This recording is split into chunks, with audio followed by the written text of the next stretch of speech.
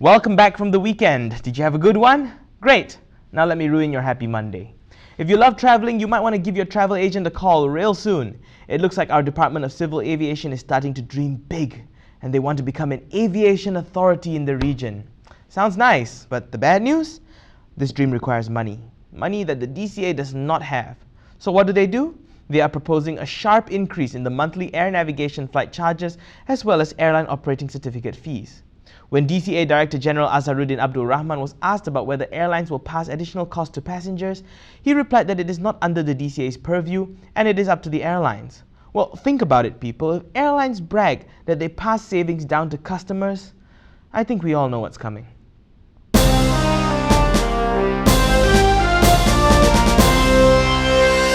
So how far is the extent of the damage? Let's take a look. The DCA claims that their annual expenditure is about 250 million ringgit. What for? I don't know. Their income, according to them, is only 50 million ringgit, resulting in a deficit of 200 million ringgit a year. Now here's their plan to fill that massive gap. The highest portion of the expenditure of most airlines, the monthly air navigation flight charges, is where there will be significant changes. ANFC charges by the DCA are imposed on aeroplanes that fly over the flight information region covered by them, which covers Peninsular Malaysia, the Andaman Seas, Sabah, Sarawak, and a part of the South China Sea. For lightweight aircraft, the rate will be revised to 50 cent per nautical mile. That will be 10 times the previous rate of 5 cent per nautical mile. For larger aircraft, the cost will rise 2.5 times, from 10 cent to 25 cent per nautical mile, and 1 ringgit to 2 ringgit and 50 cent for large jets. Airlines who are issued an airline operating certificate from the DCA will now have to pay a fee of 80,000 ringgit, a whopping 200 times higher than its previous fee of just 400 ringgit. Transport Minister Liao Tiong Lai will have the final say on this proposal. For now, all he says is that it is reasonable.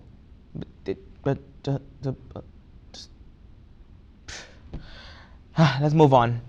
After suspending its operations when their pilots went on strike yesterday, Malaysia's first Sharia-compliant airline Rayani Air has been slammed by a DCA suspension today, making history as the first time the DCA has ever suspended an air operating certificate. Congrats Rayani, another first. At a media briefing today, the DCA Director General Azharuddin said that the suspension is temporary and that Rayani Air has 3 months to get their act together or risk permanent suspension. Liao slammed the airline for suspending operations without the permission of the DCA. University Technikal Malaysia has complied with the police order to cancel a forum event featuring a controversial Muslim preacher. So who's this preacher, you may ask? Does this ring a bell? And by God, we are going to come to the truth and we are going to expose. We don't believe in the theory of the government. They don't believe in the theory of the government. And he further goes on to say that we, as being professors and scientists, we know that the steel beam of the Twin Towers, they couldn't have melted at the temperature at which the jet fuel was there. Zakir Naik, best known for his Bush did 9/11 theory, among other controversial statements, was scheduled to speak on similarities between Hinduism and Islam at UTEM later this week. He is visiting Malaysia under the invitation of Terengganu Menteri Besar Muhammad Razif Ismail. Following the university's decision to stop the talk, Perlis Mufti Asri Zainal Abidin has offered for him to go speak in Perlis, adding that he has obtained the approval from the Raja Muda of Perlis for Zakir to give a talk in the state. While we're on the topic of getting banned, the DAP has submitted a letter of complaint to Sarawak Chief Minister Adnan Satem, telling him to stop banning party members as well as other opposition lawmakers and political observers from entering the state, going as far as to say that these bans were never imposed when Taib Mahmud, Adnan's predecessor, was head of the state. This question comes to light once again as the Sarawak State Assembly has been dissolved as of today, with nomination and polling dates for the Sarawak State election to be announced soon. This morning, Tourism and Culture Minister Nazri Abdul Aziz had something to say about the travel bans. Saya memahami mengapa Ketua Menteri Sarawak ban ahli-ahli DAP daripada Semenanjung datang pergi ke sana, ialah kerana mereka akan hanya menggunakan isu-isu perkauman, ya, yang